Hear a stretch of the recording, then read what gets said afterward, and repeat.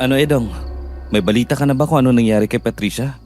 Mag-iisang linggo na siyang hindi nagpapakita sa atin Mukhang may problema nga tayo, Gail. Pumunta ako kanina sa kanila, pero hindi ako pinapasok ni Aling Marisa. Nung tinanong ko kung nasaan si Patricia, pinagsaraduan ako ng pinto. Ano? Bakit naman? Ano bang meron? Alam mo kasi, nung isang gabi, nakita kong may humintong SUV sa tapat ng bahay nila. Yun nga yung sinasabi ko sa yung nakaraan na may naliligaw yata kay Patricia. Ikaw kasi, akala mo lagi akong nagbibiro. Ano? Seryoso ka ba dyan? Teka, baka bisita lang nila yon. Nakita mo ba kung sino ang may-ari ng sasakyan? Oo, si boss, si Mr. Burrell. Kaya nga sigurado akong hindi lang yun basta bisita. Natatandaan mo ba noon na laging tinatanong sa atin ni Mr. Burrell si Patricia? Paano kung may gusto pala siya sa kaibigan natin?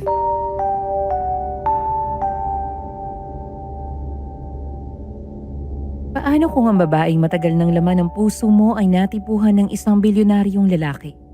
Isang taong kayang ibigay ang lahat sa kanya, maliban sa tunay na pag-ibig.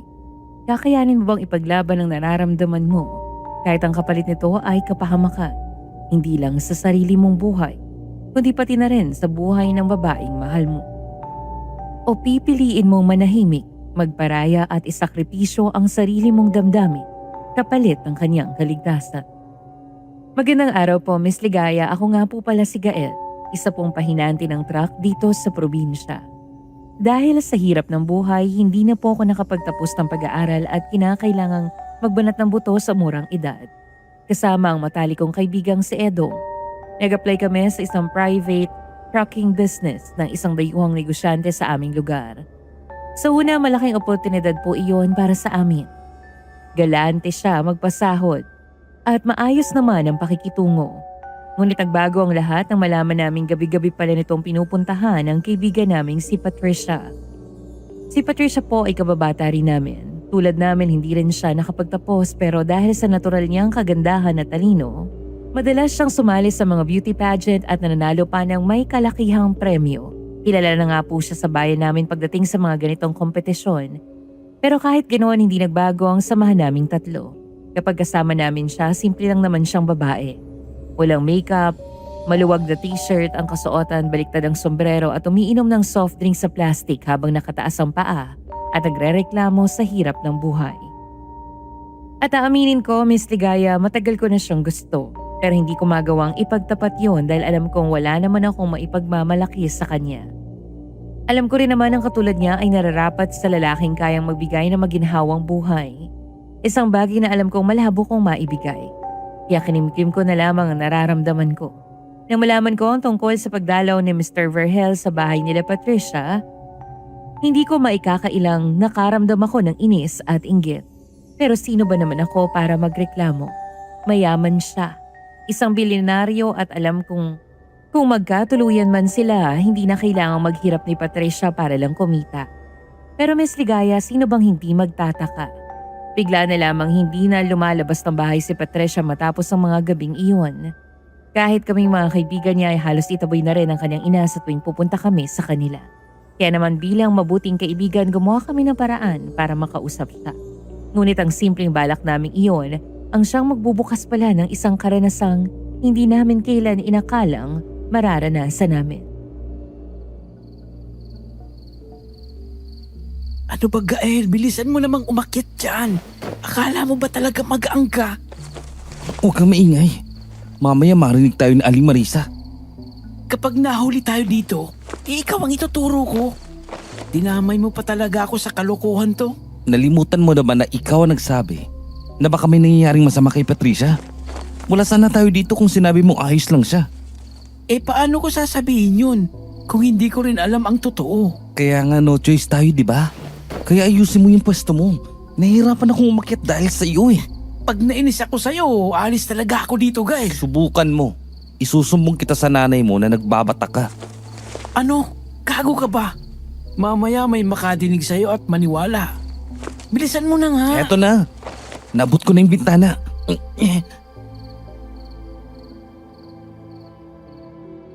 magkakaiba kami ng ugali bilang magkakaibigan. Si Edo nga madalas pumigil sa mga kalokohan ko, lalo na tuwing tinatamaan ako ng kuryosidad o ng kung ano-anong trip sa buhay na gusto ko lang maranasan para sa experience. Ito yung tipong kahit ayaw ko nang makinig, pipilitin pa rin akong pahintuin para hindi ako mapahamak. Samantala si Patricia naman, siya ang emosyonal sa amin. Siya yung laging may paalala kung ano ang tama at kung ano ang dapat paniwalaan at kung paano namin naharapin ang buhay. Madalas siyang mag-sermon pero sa totoo lang, alam kong para rin yun sa ikabubuti namin. Sabi ng iba, magulo raw kaming tatlo kapag magkakasama, maingay, pasaway at parang walang direksyon sa buhay. Pero marami rin naman ang nagsasabing kami ang nagbibigay ng sigla sa isa't isa. Kaya naman kahit sa aming grupo alam kong ako ang madalas na pasaway, alam ko rin naman na hindi ako kailanman pababayaan nila. At sa kabila ng pagiging makulit ko, handa akong magparaya at magsakripisyo para lamang sa ikabubuti at kaligtasan ng aking mga kaibigan. Gael? Sa wakas, nakaakyat din. Anong ginagawa niyo dito? Nasisiraan na ba kayo ng ulo? Baka makita kayo ni nanay. Kaya nga dito kami duman sa bintana eh. Lang hiya ka talaga, Gael. Pinahirapan mo ko sa pagbuhat sa'yo tapos iwan mo kong umakyat mag-isa. Tumigil ka nga, huwag ka maingay. Baka marinig tayo ni Aling Marisa. May araw ka rin sa akin. Pare, gabi na. Wala nang araw ngayon. Sige, inisin mo pa ako. Ano ba kasing ginagawa niyo dito? Ikaw ang dapat kong tanungin yan. Anong ginagawa mo dito?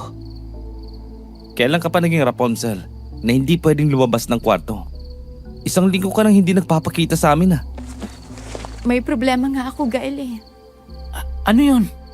Ilang gabi na pumupunta dito si Mr. Verhel at At ako napili niya maging asawa. Ano?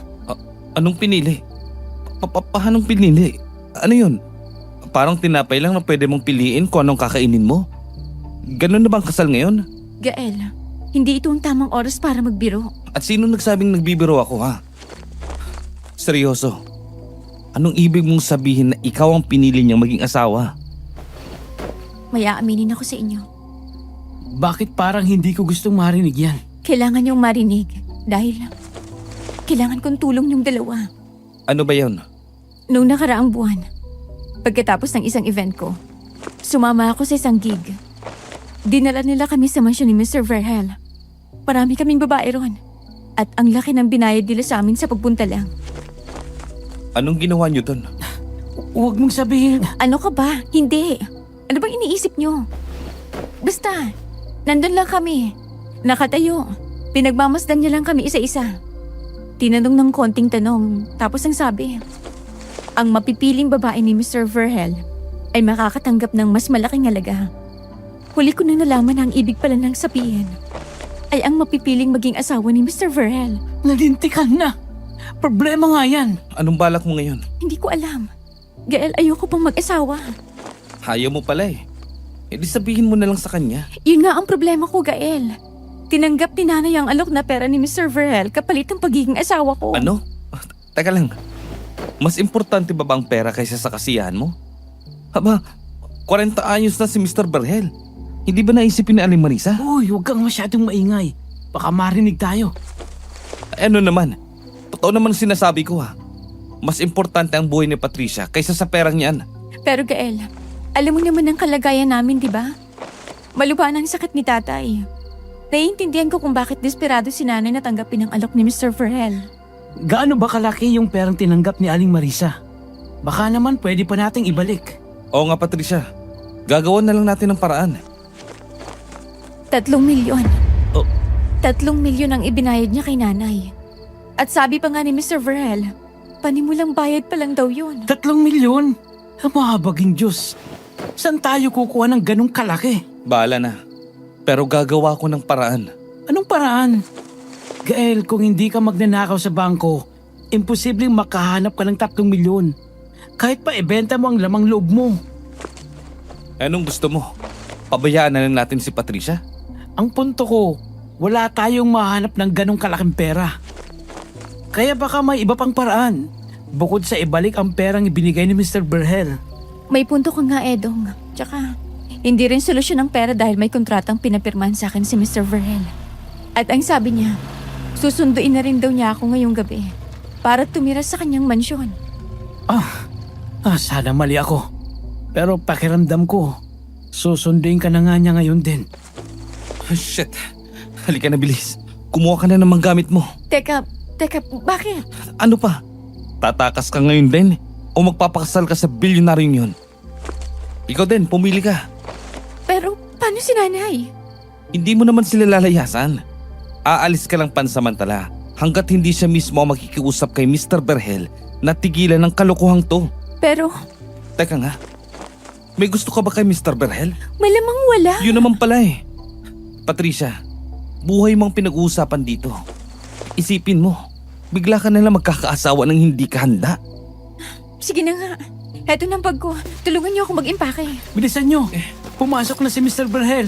Baka umakyatan yun dito. Oo, eto na. Ayos na. Ayan, tara na. Mauna kang bumaba. Edong, alalayan mo si Patricia. Sige, tara! Dali-dali kaming nagtulungang makababa noon ng bintana, Miss Ligaya. Nang tuluyan na kaming makalapag mula sa kanyang silid, bahagya pa akong sumilip sa loob ng bahay. Doon ko nakita ang mapanglaw ng mga mata ni Aling Marisa habang nakikipagkamay kay Mr. Verhel na wala namang kahit anong emosyon sa kanyang mukha. Sa likod nila nakaupo sa wheelchair ang ama ni Patricia na hindi makapagsalita dahil sa stroke. Ngunit malinaw sa kanyang mga mata na hindi siya sang-ayon sa plano ng kanyang asawa. Ilang saglit pa tumango na si Aling Marisa. Itinuro ang itaas at agad na umakyat doon si Mr. Verhel. Bago pa man kami mapansin, agad kaming tumakbo palayo at nagmamadali sa dilim ng gabi. Papunta sa kalsada kung saan nakaparada ang aming motorsiklo. Walang lingon-lingoni, wala sa aming nag-alinlangan noon.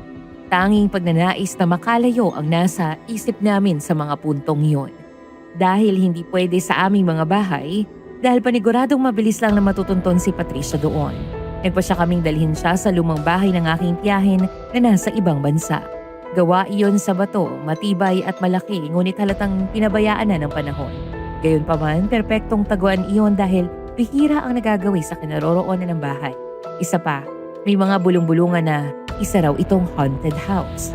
Kaya walang sumusubok na makialam. Kupos na kasi ang pintura, may bitakang pader at ang paligid ay tinubuan na ng damo. Ngunit sa kabila ng itsura nito, matagal na namin itong ginagawang tambayan. Gaya ng lagi namin ginagawa sa likod ng bahay, kami pumapasok kung saan may daan patungo sa basement. Bungalo kasi ang itsura nito sa harapan, ngunit sa likod ay makikita ang basement nito sa ilalim. Kinakabahan ako, Gael. Paano kung biglang lumala ang kondisyon ni tatay kapag nalaman niyang nawawala ako? Magtiwala ka sa akin, Patricia. Hindi rin ito ang gugustuhin ng tatay mo para sa iyo. Paano ka naman makakasiguro dyan? Dahil hindi nagsisinungaling ang mata mo. Nung dumating kanina si Mr. Berhel para sundin ka, nakita ko siya. Umiiyak siya, Patricia. Isa pa, hindi lang naman makapagsalita ang tatay mo, Patricia. Pero hindi ibig sabihin nun, wala siyang alam sa mga nangyayari. Walang amang matutuwa para lang mapagamot siya at masuportahan ang kalagayan niya. Kailangang isugal ang anak niya sa isang mayamang lalaki. Kilala mo ang tatay mo, Patricia. Mahal ka niya at hindi niya magagawa yun sa'yo. Kaya gawin mo to para sa kanya. Tama ka. Ito ang tama. Hindi rin ako papayag na habang buhay ako magdusa sa piling ng lalaking hindi ko naman mahal. Para lang sa pera. Ngayon, sabihin mo nga sa amin, bakit hindi ka pinalalabas ng kwarto mo? Pinagbawalan ako ni nanay. Noong unang gabing pumunta si Mr. Verhel sa bahay, inamin ko na hindi ko naiintindihan ang pinasok ko noon. Akala ko normal na trabaho lang. Ayoko nang tumuloy. Nagmakaawa ako kay nanay pero nagalit siya. Doon niya ako pinagbawalang lumabas. Lalo nang makipagkita sa inyo. At bakit naman? Dahil sabi niya, malamang daw hingi ako sa inyo ng tulong para tumakas. May punto naman si Aling Marisa. Sino ba talagang kakampi mo, Edong? Si Aling Marisa o si Patricia? Sinasabi ko lang ang totoo. So, paano na nga? Anong gagawin ko? Ganito, dito ka muna magtago. Susubukan namin kausapin si Mr. Berhel bukas. Sakto, may lakad kami sa kanya. Sasabihin namin na ayaw mong maging asawa siya. At hindi rin naman nila nilinaw ng maayos ang trabahong inaalok nila sa iyo.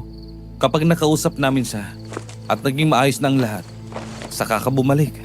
Pero habang hindi pa ayos, dito ka muna. Gaya ng napag-usapan namin, kinabukasan ay agad kami naghanda para kausapin si Mr. Verhel, Miss Ligaya. Nung makarating kami sa garahe, madaling araw pa lamang noon. Tahimik ang paligid, tanging ingay ng mga makina at paghahanda ng mga driver ang maririnig habang inaayos nila ang mga truck para sa biyahe ng araw na iyon. Habang abala ang lahat, nagpasya kami ni Edong na puntahan ang opisina ng Mr. Verhel upang personal siyang makausap. Alam naming delikado ang hakbang na iyon pero wala na kaming ibang pagpipilian kung gusto naming malaman ang totoo at ilayo si Patricia sa buhay na alam kong hindi naman para sa kanya. Ngunit habang papalapit kami sa opisina niya, hindi ko mapigilang mapatanong sa sarili ko noon kung tama ba ang desisyon na ginawa namin o lalo ko lang inilapit sa panganib. Hindi lang ang sarili ko kundi pati na rin ang mga taong mahalaga sa akin. Pero wala nang atrasan pa kaya kahit bahagyang kinakabahan, kumatok ako sa pinto ng opisina at binuksan niyon. Gail, Edong, anong may paglilingkod ko sa inyo? Gusto po sana namin makausap kayo, boss. Okay, ano yun? Tungkol po kay Patricia. Si Patricia? Teka, alam niyo ba kung nasaan ang asawa ko? Asawa? Oo, asawa ko na siya. Sandali, tinulungan niyo ba siyang takasan ako? Bago po kayo magalit, gusto ko lang linawin na hindi po namin intensyon ang gulo. Nandito lang po kami para makipag-usap. Saraduhan niyo ang pinto. Ho? Sabi ko, saraduhan mo ang pinto. Sige po. Hindi niyo alam kung ano ang ginawa ninyo. Bakit niyo siya pinatakas? Dahil hindi niya gustong maging asawa mo. Niloko niya siya. Hindi niyo nilinaw sa kanyang lahat. Akala niya simpleng trabaho lang inalok niyo. Pero plano pala ninyong gawing asawa? Tama ba yun? Makinig kayo. Hindi ko intensyon na takutin siya. Pero kung sasabihin ko sa kanya ang totoo, baka mas lalo siyang matakot. Totoo ba? Totoo. At ito ang rason kung bakit kailangan ko ng asawa. Bakit nga ba? Mahirap ipaliwanag. At mas mabuti na hindi ninyo alam. Ang pinakamainam, ilabas na lang ninyo si Patricia dahil kailangan ko siya bilang asawa ko. Pasensya na po. Pero hindi namin magagawa yon hanggat hindi niyo binabawi ang kontrata na pinapirmahan niyo sa kanya para maging asawa niya. Anong sinasabi ninyo? Hindi basta kontrata yon. Marriage contract yun. Kaya kahit wala pang ceremony, legal na kaming kasal ni Patricia. Patay tayo dito. Basta hindi lalabas si Patricia hanggat hindi mo napapawalang bisa ang marriage contract na yun. Hindi nyo magagawa yon. Bakit hindi? Napakayaman niyo. Baril lang sa inyong annulment. Hindi dahil sa pera, Gael. Seryoso ako. Kailangan ko si Patricia para sa kaligtasan ng nakararami. Kaligtasan? Teka, hindi ko gusto ang ibig sabihin niyan, boss. May problema ba kayo? Oo, malaki. At kung hindi nyo ibibigay sa akin si Patricia, delikado ang buhay nating lahat dito. At paano kami makakasiguro na nagsasabi kayo ng totoo? Ganito, mamayang gabi, pumasok kayo dito sa garahe kasama si Patricia. Huwag kayong magpakita agad sa akin kung yan ang kinakatakot ninyo. Basta tingnan nyo lang kung ano ang mangyayari. Pinagmasdan ko noon sa Mr. Verhel, Miss Ligaya. Inanap ko sa kanyang mga mata ang galit sa ginawa naming pagtago kay Patricia pero sa halip, ang nakita ko ay isang pakikisama. Parang talagang problemado siya noon sa sitwasyong kinakaharap, isang bagay na hindi ko inaasahan mula sa isang negosyanteng tulad niya. Lalo na at nakahanda ako sa kanyang galit ang araw na yun, kaya hindi ko talaga inaasahan na makikipag-usap siya sa amin ng maayos. Sa buong biyahe namin noon, hindi ko maalis sa isip ko ang mga sinabi at kilos ni Mr. Verhel. Pinag-aaralan ko iyon. Pinaulit-ulit sa aking isip ang kanyang mga salita, maging kung paano niya ito sinabi para lang masiguro ko kung totoo ba ang kanyang pakikisama sa amin noon o nagkukunyari lamang. Na baka isa lamang yung patibong para makita si Patricia. Nang matapos ang aming trabaho, magkasama naming ipinaliwanag kay Patricia ang sitwasyon. At ramdam namin ang bigat ng pangyayari. Ngunit malinaw din ang determinasyon naming protektahan siya. Pupunta tayo. Ano? Bakit? Para saan? Dahil paano kung totoo mapahamak tayo sa ginagawa natin? Mapahamak? Naniniwala ka ba sa lalaking yun? Hindi ko alam, Gael. Pero nung pinapirma niya ako ng kontrata, nakikiusap siya sa akin. Hindi pa nga niya ako hinihilingan ng paumanhin. Sabi niya kailangan ko pang madamay. Alam mo, Gael, pakiramdam ko, talagang may problema si boss. Ngayon ko lang siya nakita na parang takot. Malamang nagkukunwari lang yun. Bakit naman? Isipin mo nga, anong rason kaya kailangan niya mag-asawang bigla? Anong malay ko? Baka may gusto lang talaga siya kay Patricia at nagawa lang niya ang mga palusot. Ewan ko. Pero pakiramdam ko talaga, hindi nagsisinungaling si Mr. Verhel. Sige nga. Paano yung sinabi niyang nakasalalay sa pagiging mag-asawa nila ni Patricia ang kaligtasan natin? Isipin mo nga, mukha bang normal yun? Hindi ba masyadong desperado para lang mapili tayong ilabas si Patricia? Gael, mapapahamak talaga tayo sa ginagawa natin. Tanggapin mo man o hindi, kasal si Patricia kay Mr. Verhel. Pwede niya tayong kasuhan sa ginagawa natin. Kidnapping ito. Ang pagtakas natin sa pamilya niya. Okay, pero tumahimik ka, Edong. Hindi natin kinidnap si Patricia. Kusa siyang sumama sa atin dahil ayaw niyang maging asawa si Mr. Verhel. Hindi natin siya inilayo sa pamilya niya. Ibabalik din natin siya kapag naayos ng lahat. Palagay mo, may makakaintindi kaya ng paliwanag mong yun? Pag may nakahuli sa atin dito?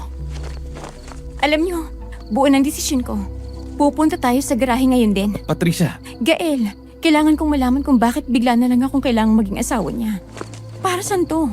At ano ba talaga mga mangyayari? pero Kung ayaw mong sumama, may iwan ka na. Hindi kita pinipilit. Halika na, Edong. Patricia naman. Maiwan ka na. Pagkarating namin sa garahe, nakahanay na ang mga truck sa malawak na espasyo. Ngunit nakakapagtakang walang katao-tao. Wala man lang kahit sino ang nagbabantay doon. Habang nilalakad namin ang pasilyo, bigla kaming nakadinig ng pagkalansing ng kadena. Hindi kalayuan sa aming pwesto. Dahil doon agad kami lumingong magkakaibigan para hanapin kung saan posible ang pinanggagalingan nito. Hanggang sa makita ko ang isang malaking aparador na puno ng mga kagamitan.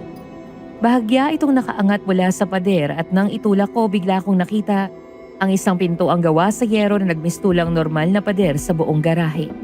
Agad ko namang tinawag si Edong at Patricia noon para magpatulong sa pagtulak ng aparador na puno ng mga kagamitan. Bahagya itong nakaangat mula sa pader at nang itulak ko bigla kong nakita ang isang pinto ang gawa sa yero na nagmistulang normal na pader sa buong garahe. Agad ko namang tinawag si Edong at Patricia noon para magpatulong sa pagtulak ng aparador. Nang tuluyan namin mabuksan ito, sumalubong sa amin ang gitna ng garahe. May mga sirang truck na nakalagay doon at habang naglalakad kami papasok mas lalong lumakas ang ingay ng kalansing ng kadena hanggang sa tuluyan naming nakita ang gitna ng garahe. Doon namin nakita si Mr. Verhel. Nakakadena ang mga kamay at paa nito. Walang pang itaas na damit. Pawis na pawis sa tingal na hingal. Nakaluhod siya noon at nakatungo. Ngunit nang marinig ang aming mga yabag, agad siyang tumunghay. Mr. Verhel, anong ginagawa niyo? Lumayo kayo sa akin. Huwag kayo masyadong lumapit. Gael, Ano na? nakita niyo bang nakikita ko? O namamalikmata lang ako? Tumalikod kaming sabay ni Patricia kay Mr. Verhel. Sinundan kung ano ang tinitingnan noon ni Edong. Nang tuluyan kaming makaharap dito, kitang-kita namin ang hanay ng mga sariwang katawan ng baboy. Binalatan nito ng buo at ang laman nila ay nakadapa sa sahig. Agad na nakarating sa pang-amoy namin ang malansang amoy ng dugo sa hangin at ang pulang likido na dumadaloy sa sahig ay lalo pang nagpadala ng kilabot sa aming tatlo. Agad namang napasuka si Patricia sa isang sulok, nanginginig ang buong katawan sa pandidiri. Habang ako at si Edong ay takang napabaling. Pabalik ng paningin kay Mr. Verhel na namumula na noon ang palibot ng mga mata. Ang mga ugat sa kanyang sintido at katawan ay para bang puputok na rin habang nakatutok lamang ang paningin niya sa 7 baboy na nasa harapan niya. Diyos ko, ayaw kong sabihin ito, pero pakiramdam ko, kailangan nating umalis. Hali kayo. Umakyat kayo dito sa truck. Bilis! Mauna ka na, Patricia. Heto na. Dito lang muna tayo. Malinaw na sinabi ni Mr. Berhel na may ipapakita siya sa atin ngayon. Palagay ko ito na yan. Ibig mong sabihin, gusto mo rin malaman ngayon? Alam nyo, tama nga kayong dalawa. Mukhang nagsasabi nga ng totoo si Mr. Berhel. At parang alam ko na kung anong kahantungan nito.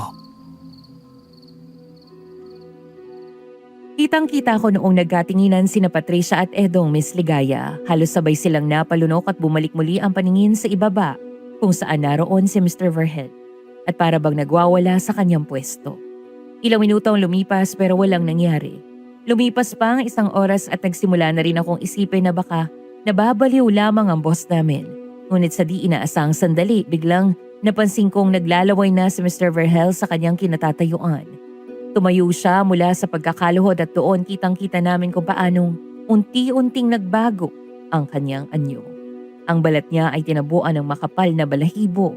Ang mga mata niya ay naging pulang-pula, kumikislap na parang apoy sa dilim. At ang mga pangil niya ay lumaki at naging mas matulis, naglalaway, habang pilit na sinusubukang makawala sa mga kadenang nakagapos sa kanya. Ang mga kamay niya ay nagkaroon ng matutulis na kuko at lumaki rin ang kanyang buong katawan. Sa loob lamang ng ilang segundo biglang naging isang napakalaking halimaw si Mr. Verhel, Miss Ligaya. Sa labis na takot at gulat ni Patricia, muntik pa itong mapasigaw. Mabuti na lamang at mabilis naming tinakluban ang bibig nito. At pagkatapos ay maingat kaming dumapa sa ibabaw ng truck para hindi kami mapansin nito. Sa sandaling yon, ang paligid ay tila nabalot ng lamig at takot lalo na tuwing gagalaw ang halimaw at malakas na magwawala. May kasamang pag-ungol na lalo pang nagpapakaba sa aming tatlo. Ano to? Bakit naging halimo si Mr. Verhel? Aswang. Ano? Ang sabi ko, aswang ang tawag sa kanya. Ano pa man ang tawag sa kanya? Wala akong pakialam. Kailangan natin umalis dito. Huwag ka maingay. Hindi tayo makakalabas dito ng basta-basta. At isa pa, kaya tayo nandito ay para malaman natin kung bakit ikaw ang pinili niya maging asawa, di ba? Hindi pa natin alam ang sagot kaya hindi pa tayo aalis. Ibig sabihin, gusto mo ring malaman ngayon? Akala ko ba tutol ka rito kanina? Kanina yun, Edong. Gael, paano kung kulang pa mga baboy na yan sa halimo at kainin din tayo? Nakakadena naman, di ba? Kahit na. Delikado to, Gael. Tara na, umuwi na tayo. Ano ba kayo? Huwag kayong matakot. Kailangan lang nating tumahimik at hintayin siyang bumalik sa dati. Paano ka naman nakakasiguro na babalik pa si Mr. Verhel sa isang pagiging normal na tao? Ha? Dahil alam ko lang. Aalis na ako. Patricia, psst, bumalik ka dito. Biglang bumaba si Patricia mula sa truck at dumaan siya sa likuran kaya wala kaming nagawa ni Edong kundi sumunod dito. Dahan-dahan kaming dumaan sa pagitan ng mga sirang truck. Pilit na inaayos ang bawat hakbang upang hindi makagawa ng ingay. Ngunit nang marating namin ang pinakadulo ng truck, napansin naming nakasagad ito sa pader at halos walang puwang para makalusot o makadaan kahit saan. Wala din itong gulong at nakababa ang katawan kaya't wala kaming ibang pagpipilian kundi ang umikot sa harapan ng truck kung saan posible kaming makita ng halimaw. Sandaling nagkatinginan kaming tatlo, alam naming delikado na ang bawat hakbang na maaari naming gawin mula doon kaya naman minabuti kong ako na ang mauna. Sumilip muna ako sa pwesto ng aswang at nang makita kong abala pa rin ito sa pag-atake sa mga baboy sa kanyang harapan, dahan-dahan akong sumenyas kay Edong at Patricia para sumunod sa akin. Ngunit sa aming pagkilos biglang natamaan ni Edong ang isang sira at lumang tubo. Agad itong gumulong sa sahig at ang malakas na tunog ng bakal sa sahig ay lumikha ng nakakarinding ingay na nagpatigil ng aming mga puso sa takot. Anak ng... Takbo!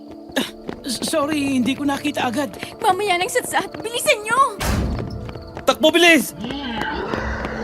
Anak ng nakawalang halimaw. Mamamatay na tayo.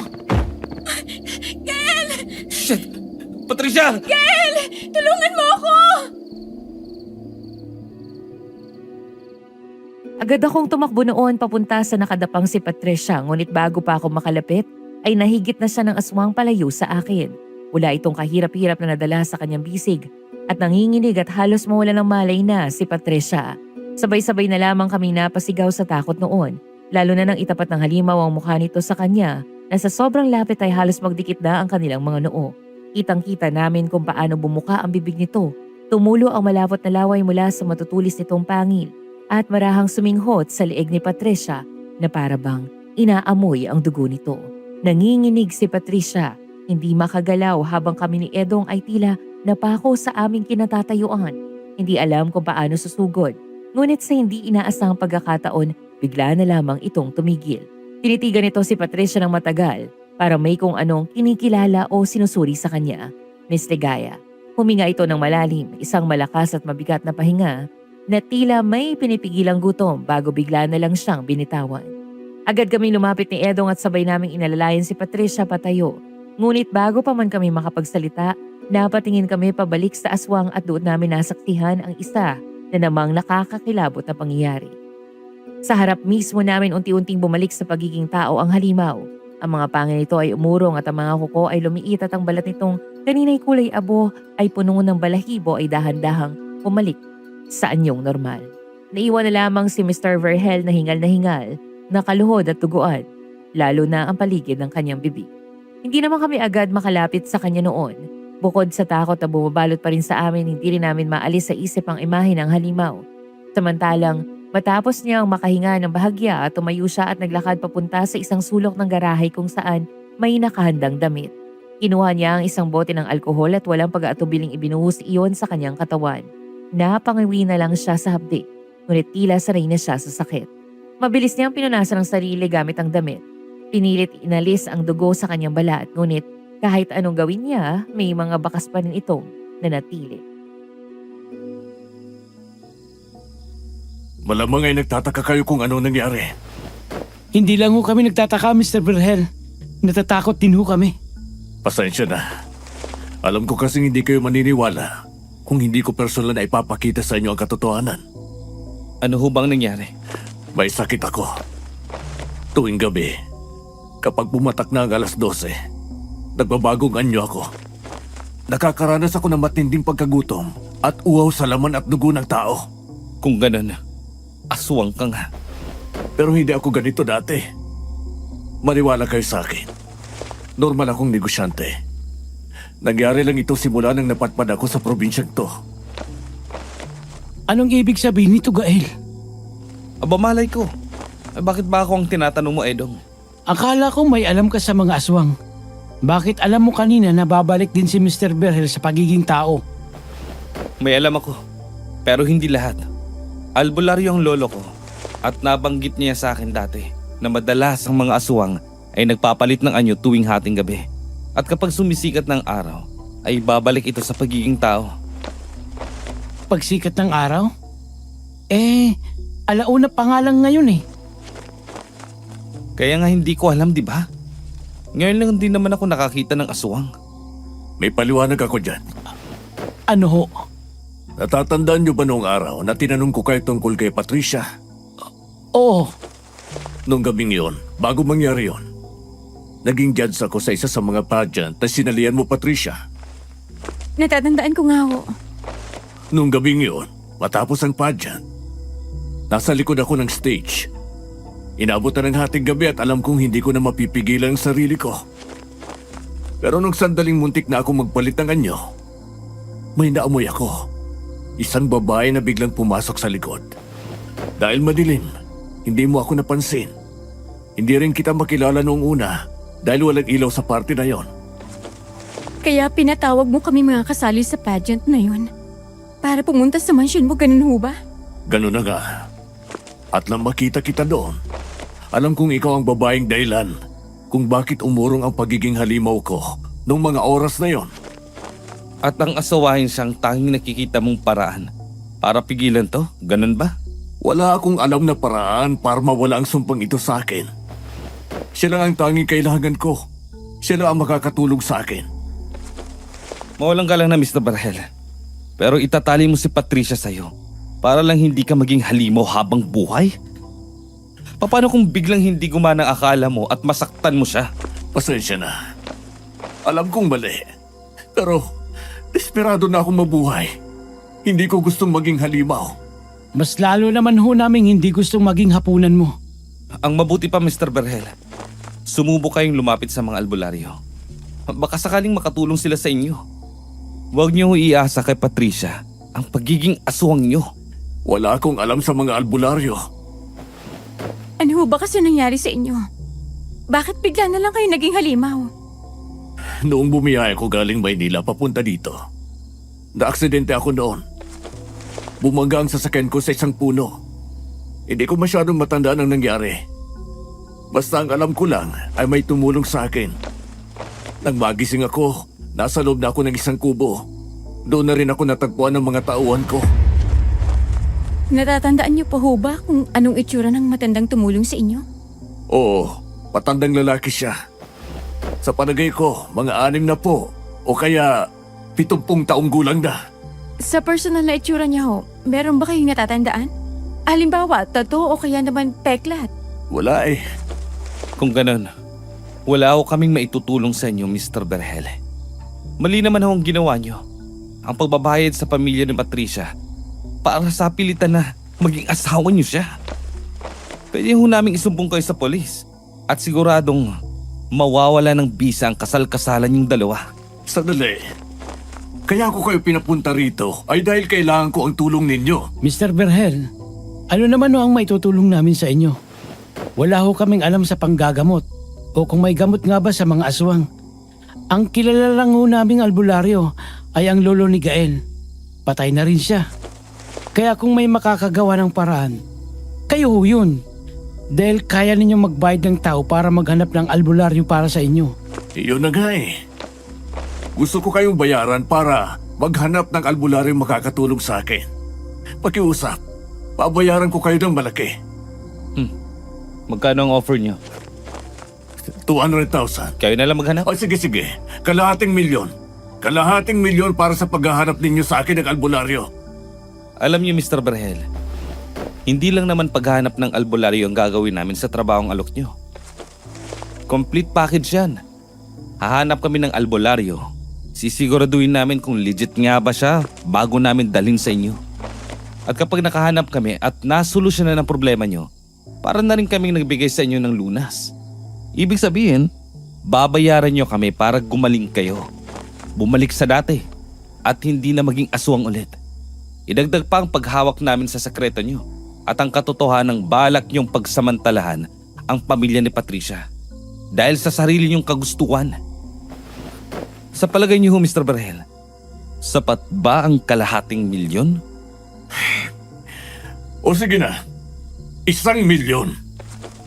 Basta siguraduhin nyo lang na matutulungan niyo ako sa problema ko. Yun naman pala eh. Sige, deal. Deal. Pero sa akin ang asawa ko tuwing gabi. Ano? Hindi ko gusto ang paraan ng pagkakasabi niyo, Mr. Berhel. Well, kasal kami. Asawa ko siya at kailangan ko siya tuwing gabi. Kaya wala kayong magagawa. Pwede bang tigilan niyo ang pagsasabi ng asawa? Hindi niyo siya asawa, okay?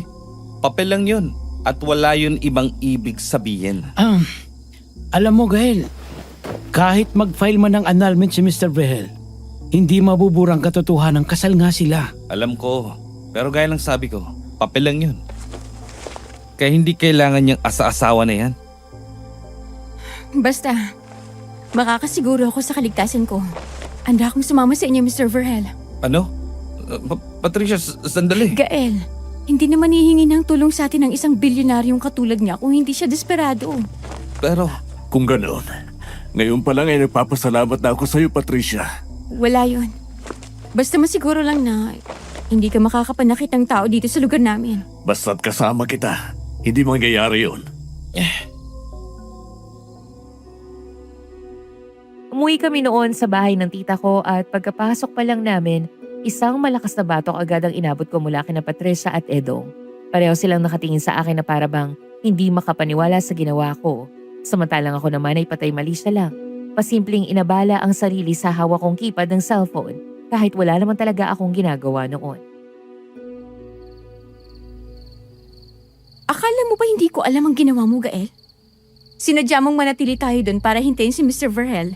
Nabayaran tayo para sa paghahanap ng albularyo, no? Tama ka. Pero may mali sa ibang parte. Ano? Una, gusto kong manatili, pero makulit ka. Umalis ka pa rin doon kaya muntik ka na maging hapunan ng aswang. Kung nakinig ka sa akin, hindi mangyayari yun. Pangalawa, tama ka.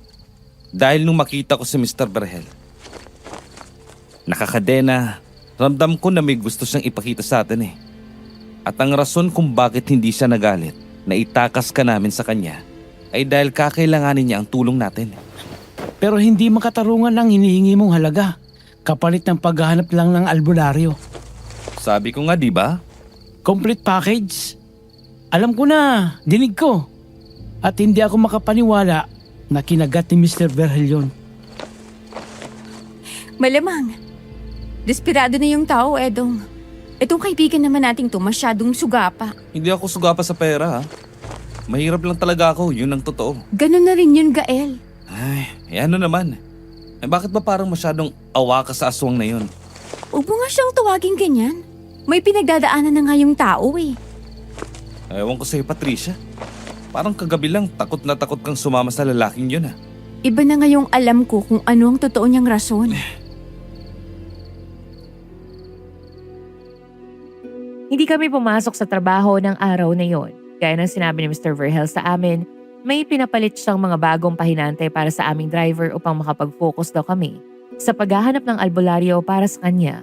Gamit ang ipinahiram niyang sasakyan sa amin, agad kaming bumiyahe patungo sa kabilang bayan. Umaasang doon ay makakahanap kami ng sinong mang bihasa sa ganong uri ng kultong gawain. Palibhas ay uso na rin naman ang mga internet. Pinuntahan namin ang ilang mga nirekomenda sa mga group page na sinasabing magagaling na albularyo. Ngunit kung hindi mapagkunwari ang mga ito ay wala naman talagang kakayahan bukod sa manghilot at magsuob ng mga sakit. Kung sino-sino na ang aming napagtanungan at karamihan ay napagkamalan pa yata kaming mga wala sa sarili dahil kung makatingin ang mga ito ay parang natatawa sa aming mga sinasabi. Kapag naman may ilan na sumasagot sa amin, kadalasan ay nagbibigay lamang sila ng mga alamat at pamahiin na walang katotohanan. At pagkatapos ay magbebenta ng kung ano-anong gamot daw laban sa aswang. Habang lumalalim ang gabi at ramdam na namin ang pagod sa aming mga katawan, hindi pa rin namin matunton ang sino mang may kakayahang magtaboy ng aswang sa katawan ng tao. Kaya naman nagpasya muna kami ni Edong na umuwi at ipagpatuloy na lamang kinabukasan ang paghahanap. Ngunit pauwi na kami noon nang bigla akong may napansin. Sandali! Ano yun? Nakakagulat naman, Gael. Nakikita mo ba yung puno na yan? Oo, tapos Tingnan mo. May bakas ng kung anong bumundol dito. Hindi kaya dito na aksidente si Mr. Verhel nun? Teka, lumabas nga tayo. Mukhang ito nga. Masyadong liblib ang parting to ng kalsada. Pero sabi ni Mr. Verhel, may matandang lalaki raw na tumulong sa kanya. Sino naman ang magagawi dito? Gael, tingnan mo. May ilaw sa parting yun. Dun sa kagubatan. Baka may bahay dun. Halika, bilisan mo. Puntahan natin. Tao po? Tao po? Wala naman yatang tao, Gael. May gasera nga sa loob, di ba? May tao yan. Baka bingi lang talaga. Eh paano kung aswang nga palang nakatira dito? Malay mo, siyang nagbigay ng sumpa kay Mr. Verhel at nagkunwaring tumulong lang. Oo nga no. Teka, bumalik na nga lang muna tayo. Kinilibutan ako bigla sa sinabi mo eh. Patay! Sino kayo? Mang Joselito? Mang Joselito, ako ito, si Gael. Gael. Apo nagyubaw si Cesar. Opo, ako nga po. Oh, Kumusta na ho kayo, Mang Joselito? ay ang laki-laki mo na iyo. Nung huli kitang nakita, paslit ka pa lamang. Oo nga po eh. Napakatagal na po nun. Siya nga po pala. Ito po si Edong, kaibigan ko. Edong, siya si Mang Joselito. Kaibigan siya ng lolo ko. At siya ang dating may-ari ng trucking na negosyo ngayon ni Mr. Verhel. At higit sa lahat, hindi siya aswang. Mukha nga. Aswag, anong ibig mong sabihin iyo? Pwede ho ba kami magtanong sandali sa inyo? Tungkol naman saan? Posible ho bang natatandaan niyo pa nung may naaksidente ra po ditong lalaki? Mayaman ho ang datingan niya. May tsura din naman kahit papano. Gael, Oo na, gwapo ho siya, maputi din. Napakatagal nang nangyari yan bakit kayo nyo lamang nabanggit? Kung hindi ako nagkakamali, halos kalahating taon na ang nakakalipas. oo nga ho. Kaya po sana namin kayo gustong makausap. Pinapunta po kami rito ni Mr. Verhel. Yung lalaking iniligtas niyo noon? Iniligtas? Anong pinagsasabi ninyo? Hindi ko iniligtas ang lalaking yon. Ho? Halika kayo. Pumasok kayo sa loob. Pasensya na nga pala mga iyo. At ako ay may kabingihan na. Hindi ko na kayo mapakinggang maigi. Kanina pa yata kayo tumatawag sa akin Nako, ayos lang ho, Mang Joselito. Sabi ko sa iyo Ano bang kailangan niyo sa akin? Ang sabi ko kasi sa amin ni Mr. Berhel, na-aksidente raw ho siya dito at may isang matandang lalaki raw na nagligtas sa kanya. Malamang ay nalito lamang siya noong gabing yon. Pero hindi ko siya niligtas. Sa katunayan, wala ako sa bahay na ito noon. Nasa kabilang bayan ako at dinalaw ko ang puntod ng aking asawa. Pero madaling araw na nang dumating ako, may isang lalaki na nakahiga sa aking kubo. Sabi niya, na-aksidente raw siya. Nagpapasalamat siya sa akin noon ng paulit-ulit pero hindi ko naman siya kilala. Hindi ko alam kung anong ipinagpapasalamat niya sa akin.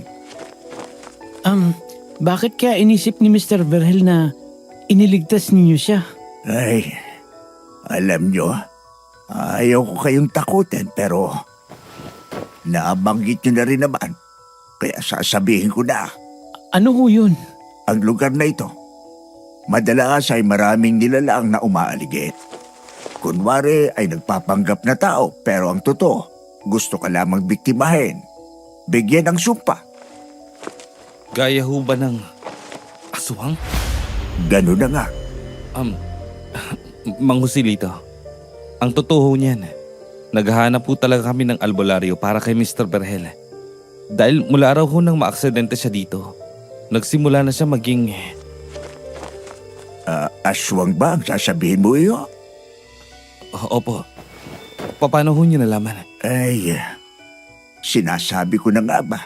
May kakaiba sa lalaking yon nang makita ko siya noon. May alam ho ba kayong mga aswang dito sa lugar na to na nagsasali ng lahi sa normal na tao? Hindi lamang simpleng pagsasalin ang nangyari sa kaibigan ninyo, mga iyo. Ano ang ibig niyong sabihin? Isa rin ako sa mga naging biktima ng mga aswang na yan. Talaga ho? Sandali, ibig sabihin ho ba, aswang nga talaga kayo? Hindi na. Hindi na? Paano niyo ho nalabanan ng sumpa? Marami akong ginawa at sinubok, Gael. Isa na doon ang pagpapagamot sa lolo mo. Ngunit delikado ang magpaalis ng sumpa sa katawan ng tao. Pwede itong ikamatay, lalo na kung may kapalit ang pagkakabigay nito. May kapalit? Oo, nabanggit nyo kanina. Ang kaibigan ninyo ay isang mayaman. Opo. Sigurado ba kayo na ang yaman niya ay galing sa pagod? Ho? Noong itinaguyod ko ang tracking noon, alam kong hindi sasapat ang kapital ko. Pero desperado na ako magsimula. Hindi na ako makapaghihintay pa, kaya nakipagkasundo ako sa isang aswang. Ano ho? Binigyan niya ako ng kayamanan, mga ginto, at napakabilis kong nilapitan ng swerte. Alam kong may kapalit yun, pero hindi niya sinabi kung ano. At masyado na akong nabulag sa mga binigay niya, kaya hindi ko na ilusisa pa. Hanip, Gael. Pwede palang manghingi ng ginto sa aswang, no? Pero habang tumatagal, nararamdaman ko na ang pagbabago ng katawan ko. nakakaramdam ako ng uhaw sa dugo at gutom sa laman. Tuwing gabi pagsapit ng alas 12, nagbabagong anyo ako at nawawala ng kontrol sa sarili. Walang pinagkaiba kay Mr. Berhel. Alam nyo, ang mabuti pa, bago kayo humanap ng albularyo, alamin nyo muna sa kaibigan ninyo kung papaano niya nakuha ang yaman niya. Dahil kung kagaya ko siya, pasensya na, pero hindi albularyo ang sagot. Pero nawala ho ang sumpa sa inyo. Oo, pero ang kapalit ng kalayaan ko ay buhay. Nag-alay kayo ng buhay, Mang Joselito? Mahabang kwento, pero kapalit ng kalayaan ko ay buhay ng aking kadugo. Nang nalaman ko yon, wala naman akong balak na ialay ang aking pamilya. Titisin ko na lamang ang nangyayari sa akin. Pero nalaman ng ina ko ang aking kalagayan at siyang kusang lumapit sa aswang para ialay ang sarili niya para sa akin. Hindi na namin nagawang makapagsalita ni Edong noon at pagkatapos ay sabay na lang naming binanggit ang pangalan ni Patricia. Agad kami nagpaalam kay Mang Joselito at nagtatakbo patungo sa sasakyan saka iyon pinaharurot pa uwi. Pagdating namin sa bahay nila Patricia, sinalubong kami ni Aling Marisa ng sunod-sunod na sermon. Ngunit binaliwala lamang namin iyon, Miss Ligaya. Hindi na kami nag-aksaya ng oras, agad kaming pumasok sa loob ng bahay. Halos magpanik kami habang hinahanap si Patricia sa bawat sulok. Binuksan namin ang bawat kwarto, sinilip pati kusina at likuran ngunit wala na siya. Dahil doon hindi na kami nagdalawang isip pa. Mabilis kami bumalik sa sasakyan at diretso naming tinungo ang mansyon ni Mr. Verhel. Pagdating namin doon, sinalubong kami ng katahimikan ng isang elegante at napakalaking mansyon. Maliwanag ang mga ilaw doon. Maayos ang paligid at tila ba walang anumang kakaibang nangyayari sa loob. Nang makilala kami ng gwardya at malaman niyang kami ang inutusan ni Mr. Verhel para sa isang personal na gawain, hindi na siya nagatubiling papasukin kami. Ngunit pagpasok namin sa loob, hindi ko inaasahan ang aming madadatnan ay kabaliktaran ng akala namin. Dahil sa sala naroon si Patricia. Komportableng nakaupo, hawak ang isang mangkok ng chichirya. Nakangiti pa ng malawak at tila walang anumang problema habang umunguya at nakikipagkwentuhan kay Mr. Verhel na nakasuot lamang ng pantalon at parang normal na bisita lamang sa sariling bahay. Sa sandaling iyon, para bang sabay na napahinto ang mundo naming dalawa ni Edong. Ang kaba at takot na dala namin ay napalitan ng matanding pagkalito. Dahil sa halip na isang babaeng nasa panganib, para bang enjoy na enjoy pa si Patricia. Nandito na kayo. Hindi ko inaasahan na makakahanap kayo ng albularyo ng ganito kabilis. Hindi ho kami nandito para sa albularyong kailangan nyo. Ano pala? Mr. Berhel, Ano yun? mawalang galang na ho pero saan ho nagsimula ang yaman nyo? Ano? Paano ho ba kayo yumaman ha, Mr. Berhel? Gael, ano ba namang klaseng tanong yan? Nakausap namin na matandang tinutukoy niyo, Mr. Berhel. Ang sabi niya, hindi raw niya kayo tinulungan. Nadatnan na lang niya kayo sa kanyang kubo. Totoo yun, Patricia. At saka, hindi lang yun ang nalaman namin. Anong ibig niyong sabihin? Ang sabi ni Mang Joselito, posibleng humiling si Mr. Berhel sa aswang para sa kayamanan. At ngayon, sinisingila siya ng aswang sa kanilang kasunduan. At iyon ang dahilan kung bakit naging aswang na siya ngayon. Ano? Totoo ba yun, Mr. Verhel? Ano bang alam niyo sa buhay ko, ha? Ang trabaho ninyo ay ihanap lamang ako ng albularyo at hindi ang ungkatin ang pinanggalingan ng yaman ko. Kung wala kayong ginagawang masama, hindi nyo naman kailangang magalit, Mr. Verhel. Sa katunayan, mas matutulungan namin kayo kung alam namin ang tunay nyong pinagdadaanan. Kasi kung basta nyo lang sasabihin na naging aswang kayo, hindi ulat ng albularyo ay kayang iligtas kayo dyan. Lalo na kung hindi nila alam ang buong kwento. Mr. Berhel, iba ho ang nahawa lang sa pagiging aswang kaysa sa nagpagkasundo sa aswang. Hindi na lang ho sumpa nangyayari sa katawan nyo yan.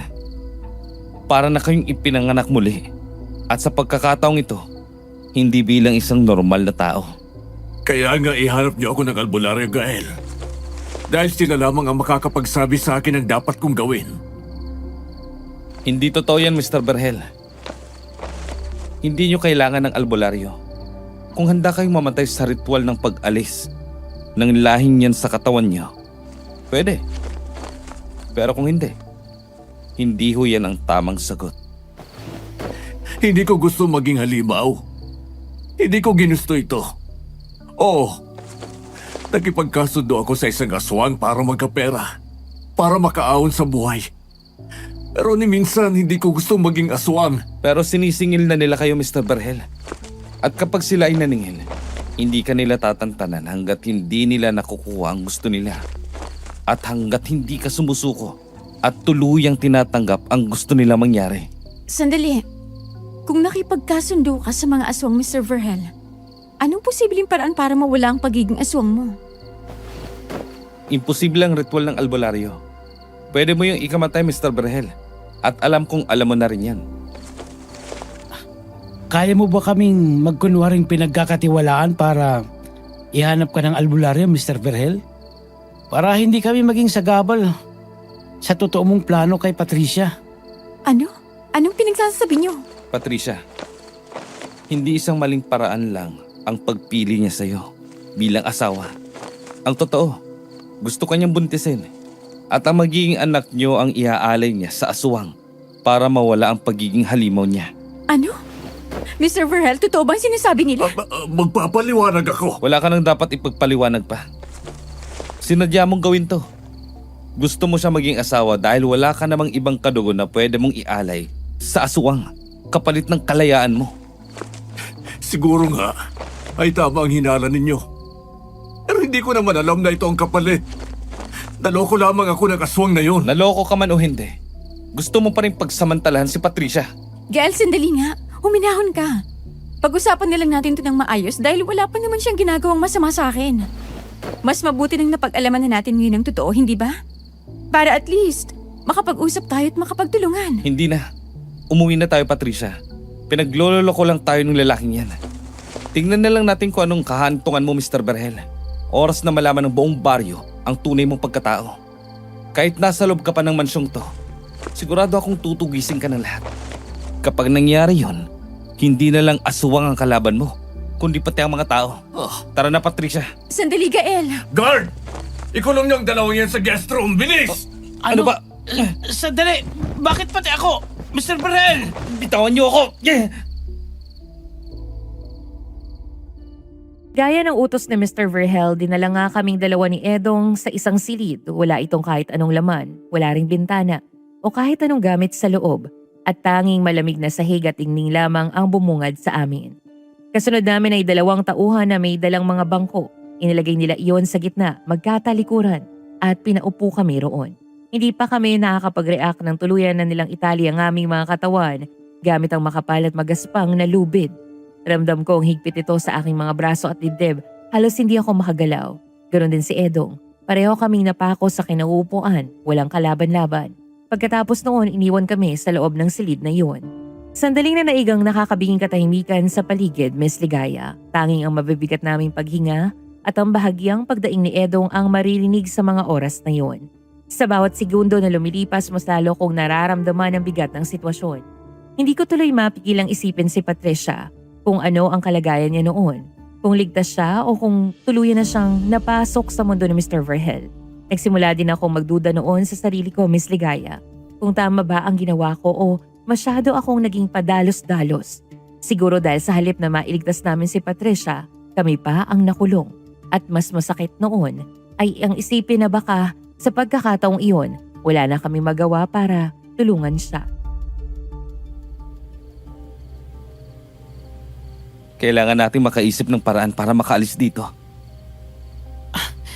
Anong paraan ang posible sa sitwasyon natin ngayon, Gael? Hindi mo ba nakikita? Nakagapos tayo. Ni kahit anong bagay na pwedeng makatulong sa atin. Wala sa silid na to. Himala na lang ang kailangan natin. Anong ibig mo sabihin? Hintayin na lang natin kung anong mangyari? Tatanggapin na lang natin kung anong kahinat na ng buhay natin dito? Paano naman si Patricia? Edong, naiwan siya dun sa labas kasama ang halimaw na yon. Delikado ang buhay ng kaibigan natin. Kumalma ka muna, Gael. Walang magagawang pagpapanik mo. Kumalma? Pinagloloko mo ba ako? Hindi mo ba ako naririnig? Delikado nga ang buhay ni Patricia. Anumang oras ngayon, pwedeng pagsamantala ng aswang na yun ang kaibigan natin. Alam ko, Gael. Narinig ko na nung una mo palang sinabi. Yun naman pala eh. Eh bakit parang kampante ka lang dyan? Hindi naman ako kampante, okay? Nag-iisip ako. Pinag-iisipan ko kung ano ba ang mangyayari. Para kasi tayong biglang naging mapanghusga. Inamin ni Mr. Verhel na nakipagkasundo siya sa aswang.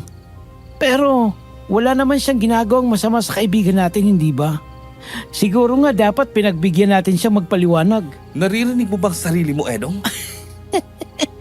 Alam mo, sa totoo lang, bigla akong naisip na baka nadala ka lang ng pride mo. O kaya naman sa pagsiselos mo. Dahil naabutan natin na mukhang masaya naman si Patricia kay Mr. Verhel. Hindi ako nagsiselos. Talaga ba? Anong talaga? Anong klaseng tono ng pananalita yan, Edong? Gael, ang gusto ko lang sabihin na baka pwede nating hayaang makapagpaliwanag muna si Mr. Verhel. Nagawa mo ngang kausapin at paniwalaan si Mang Joselito? Bakit hindi natin magawa kay Mr. Verhel yun? Pareho lang din naman silang nagkamali, di ba? Nakipagkasundo dahil sa pera. Hindi naman natin alam ang mga pinagdadaanan nila, Gael. Edong, bakit sa mga sinasabi mo parang lumalabas na ako pa yung masama dito? Ako pa yung hindi marunong umintindi? Malamang mapapanik ako. Nasa panganib si Patricia. Kaibigan natin siya. Kaibigan, masyado ka lang natatakot kasi nakikita mong nagkakasundo sila. Hindi totoo yan. Gael, maglolokohan pa ba tayo dito? Alam mo naman na kahit gaano katigas ang ulo mo, palagi akong nakasuporta sa'yo, di ba? Pero pare, iba na yung tama mo ngayon kay Patricia eh. Hindi lang basta gusto yan. Sabihin na nating tama ka. Eh ano namang kinalaman yan sa nangyayari ngayon? Gusto ko lang sabihin na baka natatabunan ng inggit mo ang mga kilos natin ngayon. Ang mga sinabi natin kanina kay Mr. Verhel. Inggit? Bakit naman ako maiinggit sa aswang na yun? Gael, kilala mo si Patricia. Alam mo ang mga pinagdadaan niya sa buhay. Alam ko, gusto mo siyang tulungan sa lahat ng yon. Pero hindi mo magawa dahil kahit ikaw, problema mo rin ang karamihan sa hinaharap niya. Malinis man ang intensyon mo, alam mong wala kang labang kay Mr. Verhel. Nasa kanya na ang lahat. Hindi mo ko kaaway dito, Gael. Sinasabi ko lang napapansin ko bilang kaibigan mo. Anong gusto mong gawin ko?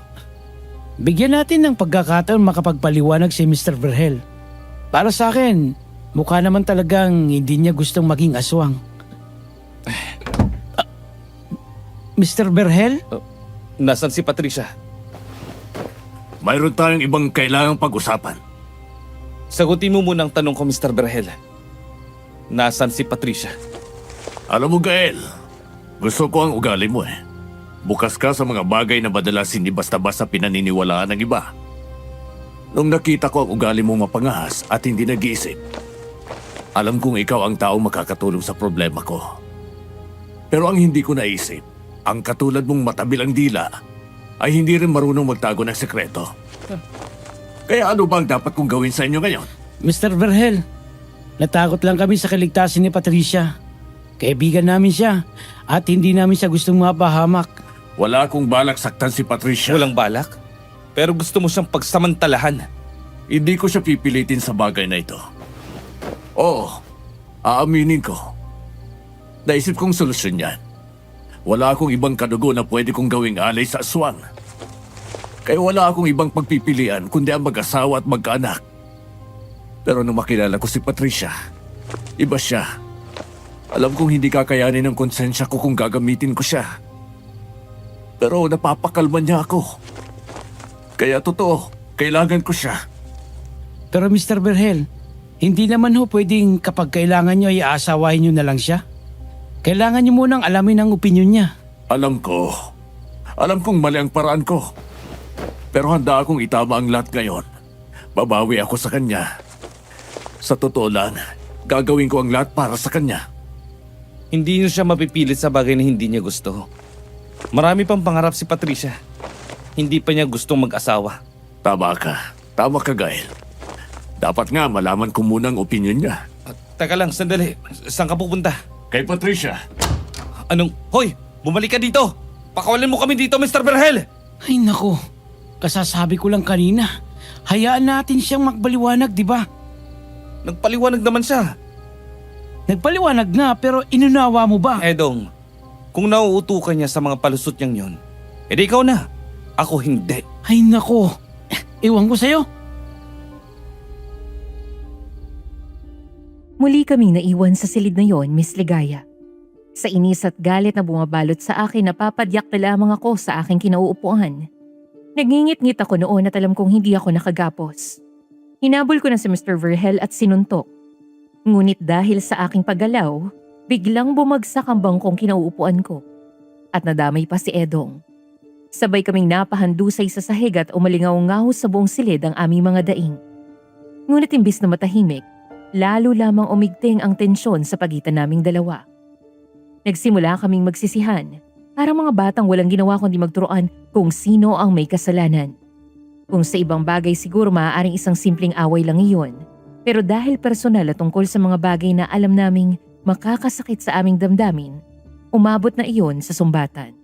Habang tumatagal, lalo lamang umiinit ang aming pagtatalo, hanggang sa mapuno ng sigawan ng buong silid. Ngunit sa gitna ng aming pagtatalo, bigla na lamang bumukas ang pinto. At doon, tumambad sa amin ang galit na mukha ni Patricia. Hindi siya nagsalita. Nalapitan lamang niya kami.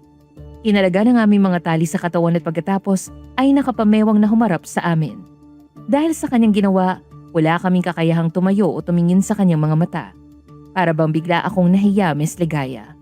Kahit wala naman ako maisip na nagawa kong karapat-dapat ikahiya, lalo na't ang lahat ng aking kilos ay dala lamang ng pag-aalala sa kanyang kalagayan.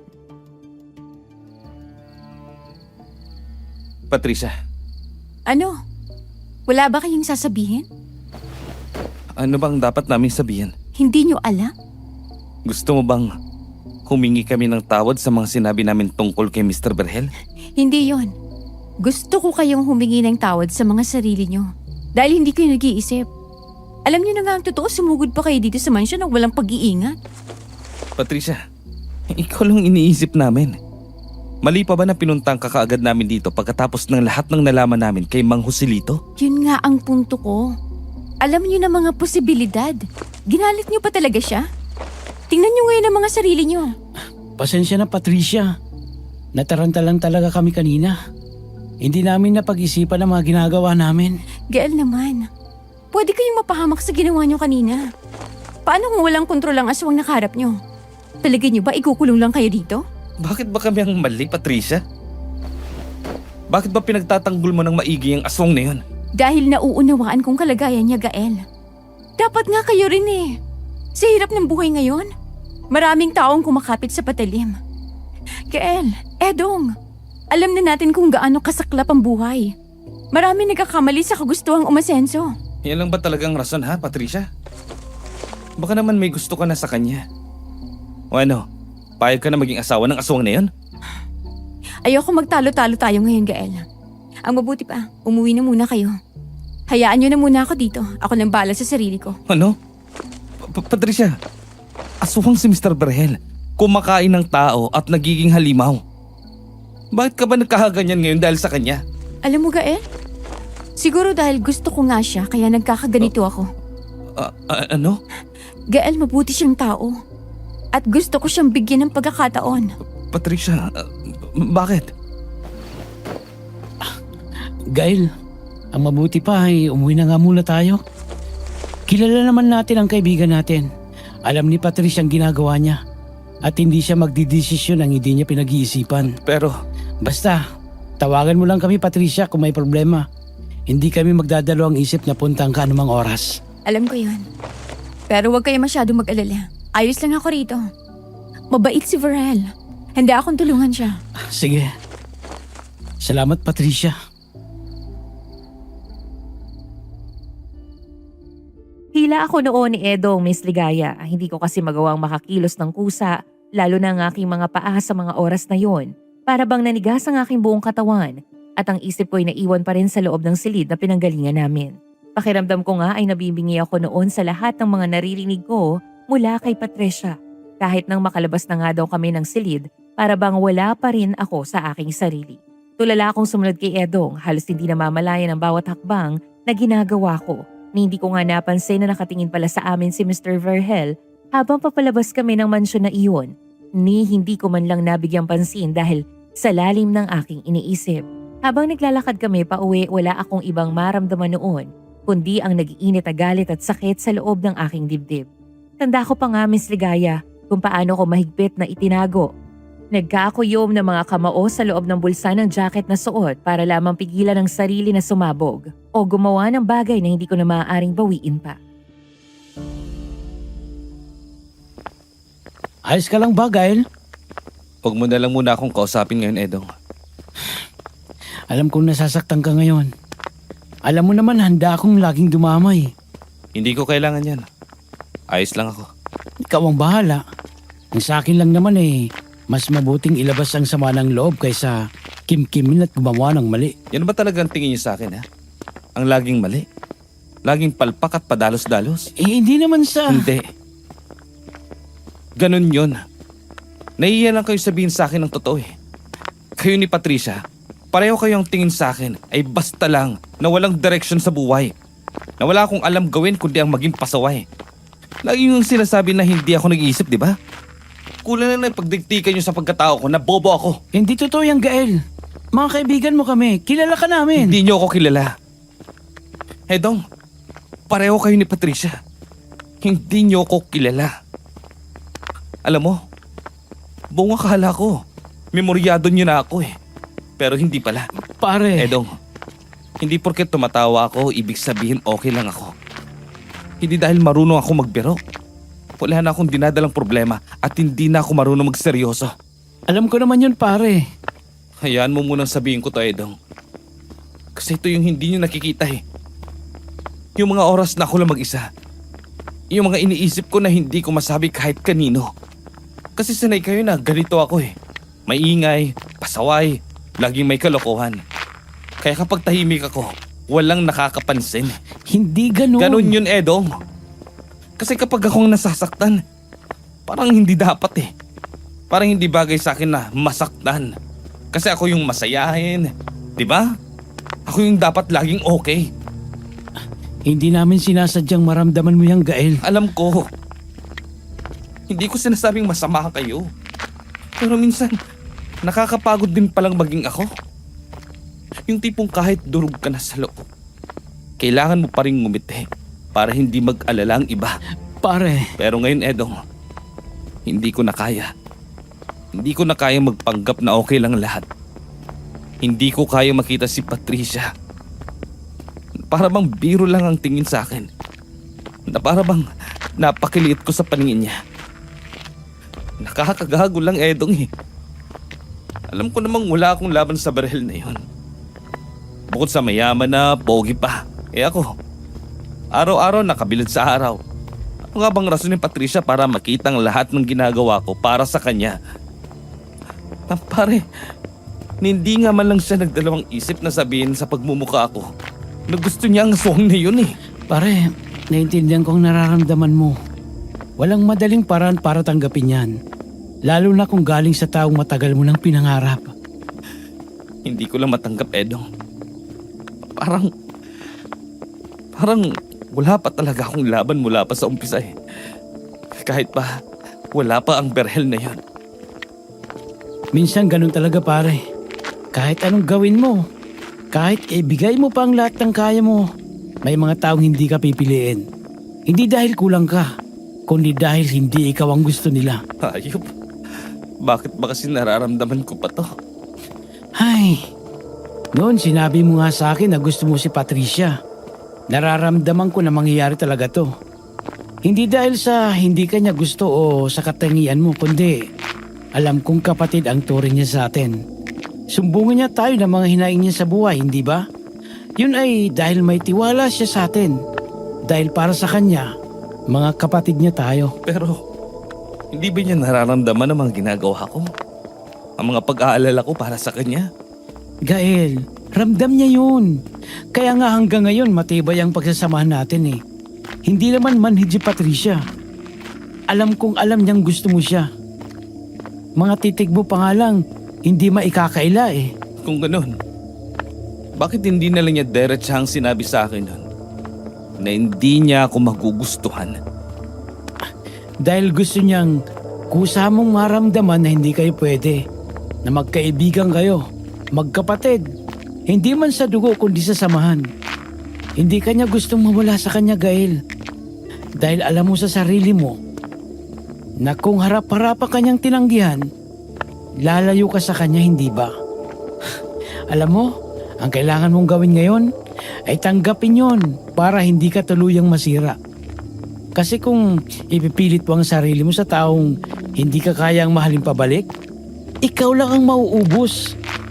So anong gagawin ko? Titigil na lang ako basta. Hindi ka titigil magmahal, Gael. Pero matuto kang piliin din ng sarili mo.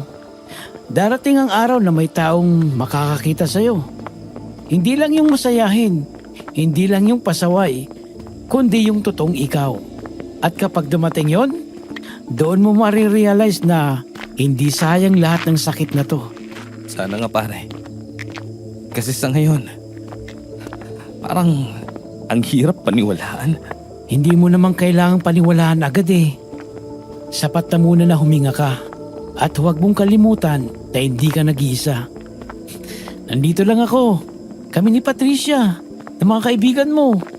Kahit anong mangyari pare, kakampi mo kami. At hindi ka namin i-judge. Alam kong alam mo sa likod ng mga sermon namin sa'yo ni Patricia, ay pag-aalala lang. Kahit alam mo naman namin, kaya mong hawakan ang buhay mo. Gaya sa amin, hindi mapigilang mag-alala. Para bang bigla akong nahimasmasan ng mga oras na yon, Miss Ligaya. Kahit papaano ay nabawi ko ang lakas ko at nakauwi kami ng ligtas. Kinabukasan nagpasya kami ni Edong na dalawin si Aling Marisa para na rin na personal na humingi ng paumanhin sa ginawa naming pag-uudyo kay Patricia na tumakas. Pagdating namin doon, sinalubong agad niya kami ng matatalim niyang tingin. Nakapamewang ang isa niyang kamay habang ang isa naman ay mahigpit na hawak ang walis tambo. Hindi ko malaman kung paninis ba yun o nakahanda para sa amin. Hindi ko tuloy maiwasang hindi kabahan lalo na at halatang hindi pa humuhupa ang galit sa kanyang muka at sa paraan lang ng pagtitig niya sa amin noon. Para bang anumang maling salita ay pwede na kaming palayasin. Magandang umaga ho, Aling Marisa. At may gana pa talaga kayo bumalik ditong dalawa, ha? Aray ko, Aling Aling Marisa. Marisa naman.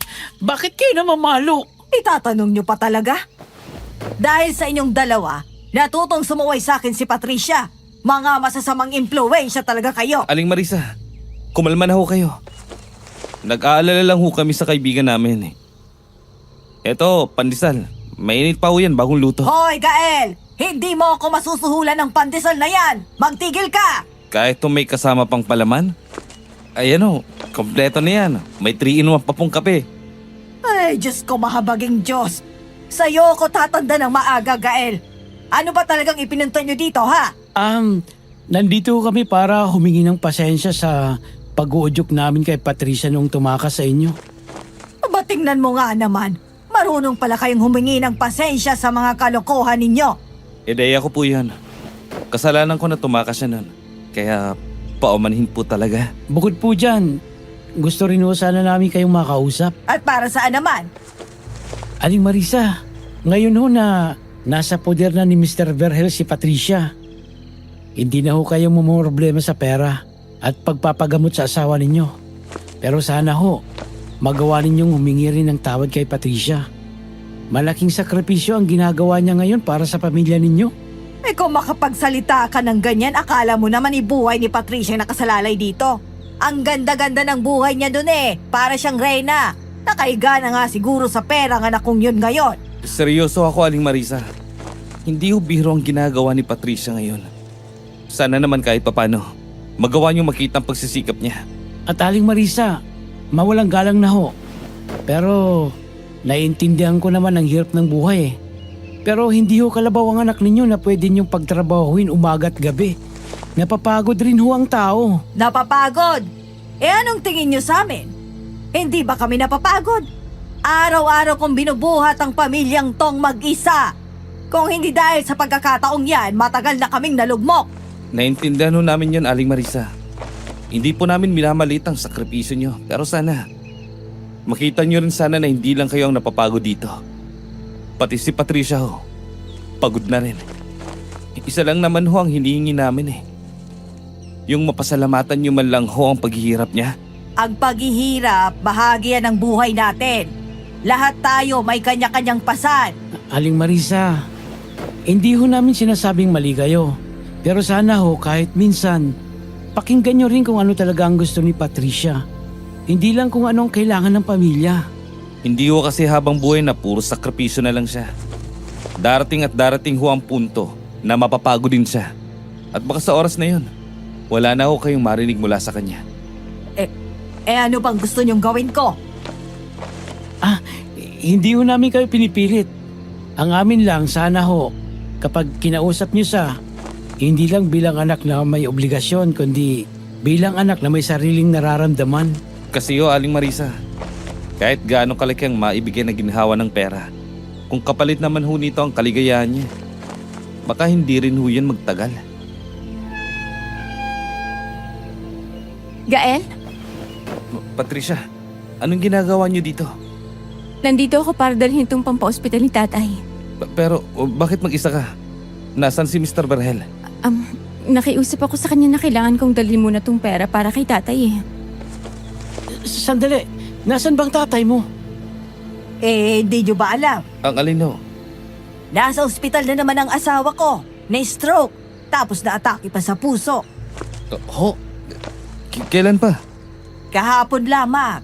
Anong ginagawa niyo dito?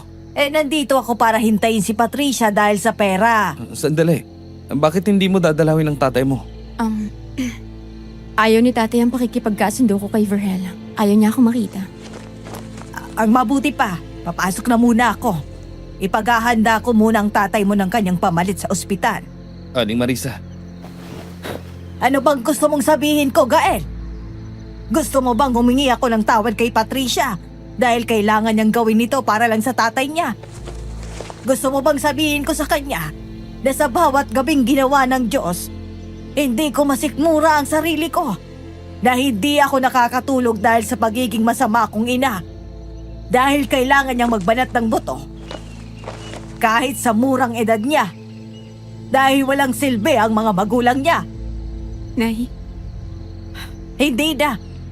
Tama si Gael. Dapat alam mo ito. Dapat sinabi ko sa iyo mula pa noon ang nararamdaman ko. Pero anak, hindi ko kaya eh. Sa totoo lang, naglalakas-lakasan lang ako. Nagtatapang-tapangan lang akong ina. Kasi gusto kong magsawa ka na sa pagsasakripisyo mo para sa amin at iwan mo kami. Pero napakabuti mo dahil nandito ka pa rin. At lalong masakit yun sa akin, anak. Nay, bakit ko naman kayo iiwan ni tatay? Itinaguyod niyo nga po ako ng bata pa ako, di ba? Obligasyon namin yun bilang mga magulang mo. Nakita mo na, hindi pa nga namin napapangatawanan hanggang ngayon eh. Napakaiksi lamang ng panahon na naalagaan ka namin. Halika nga, Nay. Alam mo, Nay, ayos lang naman po ako eh. Masaya po ako sa kung anong kayang ibigay niyo sa akin. Hindi ho ako aalis sa tabi niyo kahit anong mangyari. Gagawin ko ho ang lahat para sa inyo ni tatay. Naiiwan kaming tatlo sa sala habang abala si Aling Marisa sa paggayak ng mga gamit. Sa puntong iyon, si Edong ay nakatuon sa panguya ng pandesal at paghalo ng kape, habang si Patricia naman ay nakatingin sa kanyang cellphone. Kurot noo at ramdam ko sa kanyang kilos ang halo ng pag-aalala at pagtataka. Sa bawat sandaling lumilipas, pilit kong iniwasan ang pagiging mapag-usisa, ngunit hindi ko maalis sa isip ko ang pagkabahala sa kanyang muka. Hindi nagtagal, ang katahimikan ng sala ay nagbigay daan para ibukan na ang bibig at tuluyang magtanong. May problema ba? Ha? Si Verhel kasi, nag-message siya sa akin ng retrato ng tseke. Ang sabi dito, ibigay ko daw para sa inyo ni Edong. Tapos tingnan mo itong isa. Ang sabi naman para daw sa akin. Patingin nga. Oh, 1,000,000 yan ah. Saka yung para sa'yo. Titulo yata yan at iba pang papeles. Teka, bakit? Anong nangyari? Sa pagkakatanda ko, hindi naman namin siya naihanap ng albularyo ah. Patricia, alam ba ni Mr. Berhel na nasa ospital ang tatay mo? Oo, Kailan pa? kanina lang bago ako umalis. Bakit? Nalinti ka na. Bakit? Mukhang tama nga kayo. Mukhang hindi nga gusto ni Mr. Berhel ang maging aswang. Halina kayo, bilis! Puntahan natin siya. Ano? Sandali, Gael. Hindi pwedeng pinapabawi niya kayong pumunta sa mansyon. Bahala na kung ano mangyari. Basta bilisan na natin eh. Sandali! Nay, aalis na ho kami! Ano? Ay, sandali lang. Pwede bang ipaliwanag mo sa akin ang nangyari ngayon, Gael? Mamaya, pagdating natin doon.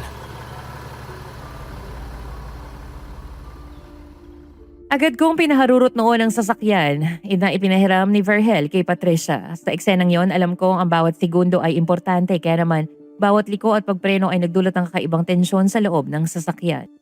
Hindi ko na inisip pa kung gaano kabilis kami noon, Miss Ligaya. Ang alam ko lang ay kailangan naming makarating sa mansyon sa lalong madaling panahon.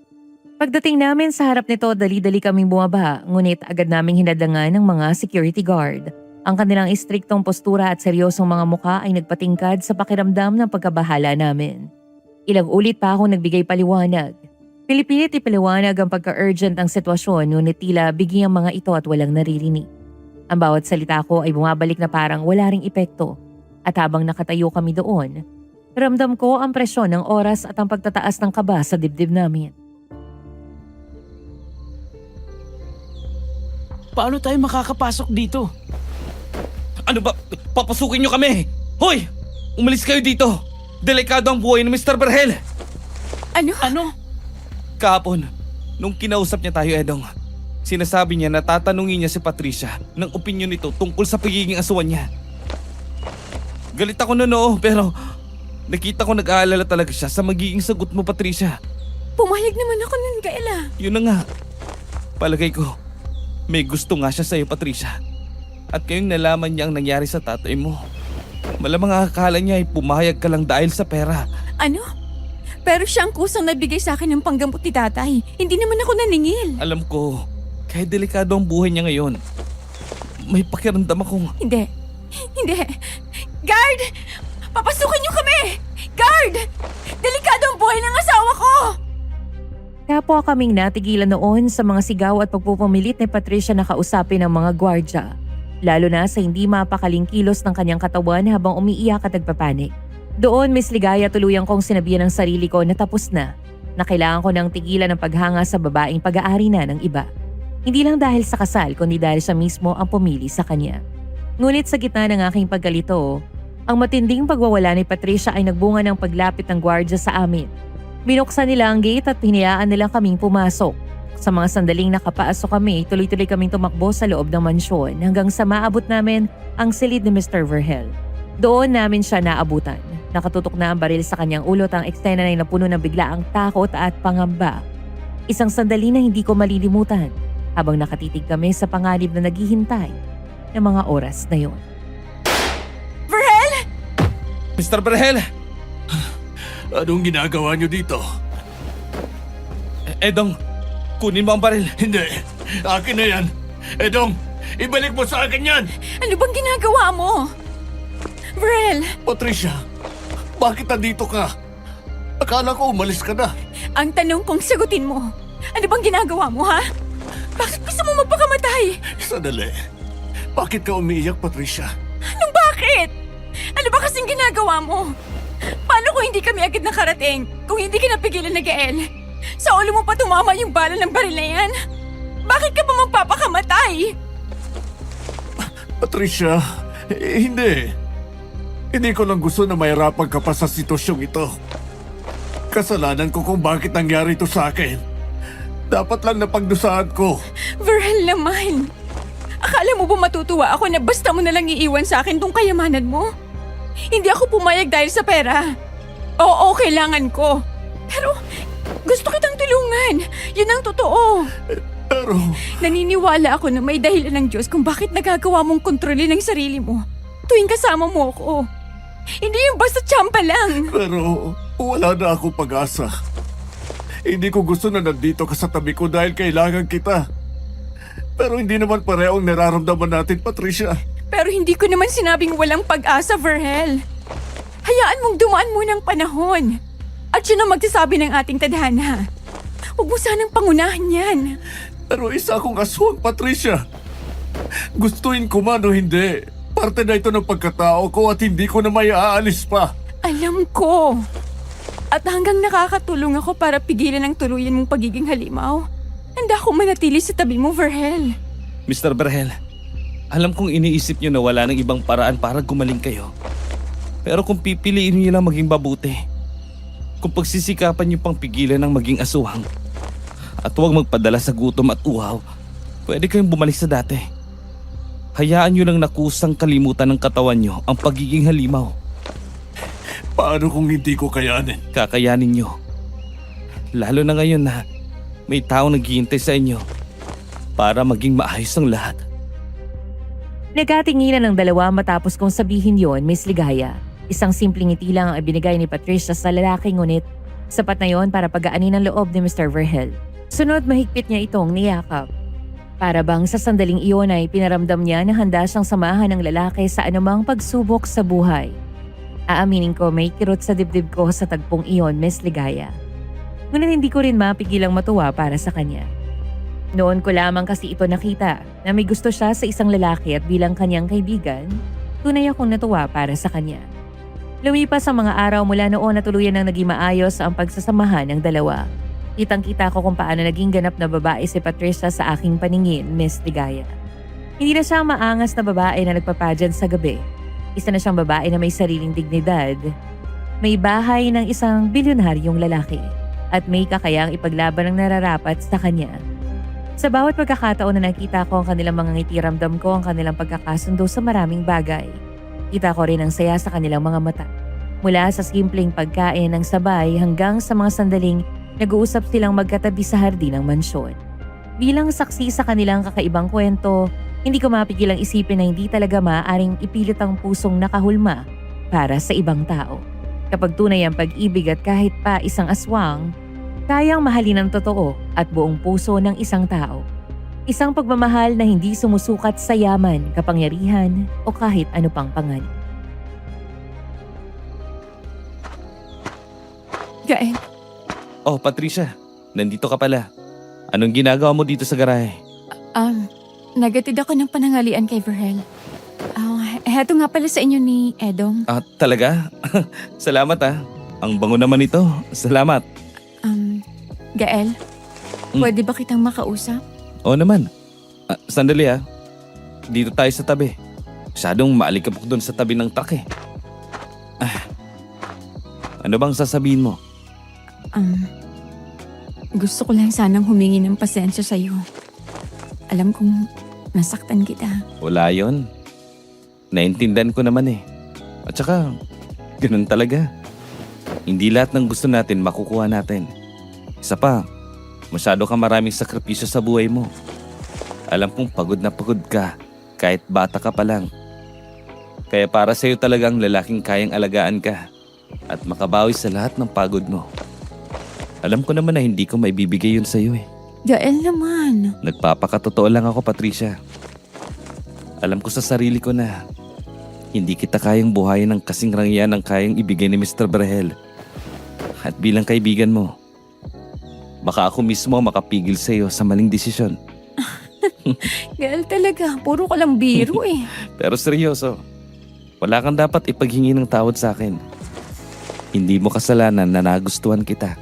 Alalahanin mo hindi mo rin kasalanan yun, Gael. Alam ko. At tatandaan ko yan. Isa pa, best friend pa rin naman tayo, di ba? Malamang. Patricia, Gael! Sa wakas, nag-usap na rin kayo. Ay nako, tagal ko lang naghintay sa pagkakataong to. Tumigil ka nga, Edong. Huwag kang OA dyan. So ano na nga, tuloy ba ang weekly tambay natin sa haunted house? Huwag ka maingay. Mamaya niyan may makadinig sa'yo. Mabulilyaso pa tayo ng multo sa bahay na yon. Kung malaman nilang tinatakot lang natin sila, baka may sumabay na tumambay doon. Sige, mauuna na tayo sa hideout natin. Oo nga naman, Edong. Medyo may naririnig pa naman akong nangihinala na may multo sa bahay na yon. Patricia, anong ginagawa mo dito? Oh, Verhel. Akala ko mamaya pang balik mo. Sabi nung guard, kaalis mo lang daw. Nagdala ako ng pananghalian mo. Ay, ayun, sakto. Gutom na ga ako. Sabay-sabay na tayong kumain? Okay lang ba sa inyo, Gael, Edo? Kung ayos lang po sa inyo, walang problema sa akin. Ayos. Dito na tayo sa opisina ko. Sandali, Bakit? Ano yun? may naisip ako. Ano na naman?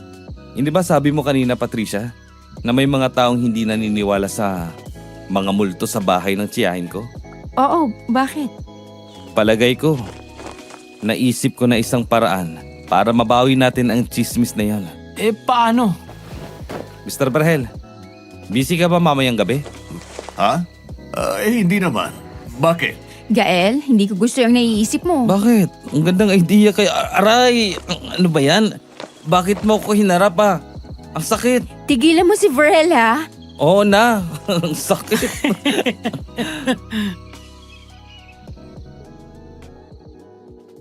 Ngayon, 3 taon nang magkasama si Patricia at Mr. Verhel. Habang lumilipas ang panahon, unti-unti na rin niyang nakasanayan ang mga kalokohan naming tatlo.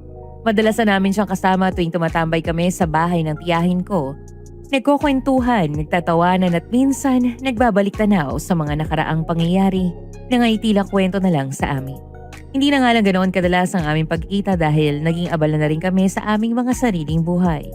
Ngunit normal na lamang yun. Alam naman naming bahagi ng pagtanggap ang buhay ay ang dalang pagbabago at responsibilidad. Para rin po sa paglilinaw, hindi namin tinanggap ang ibinibigay na pera ng Mr. Verhel.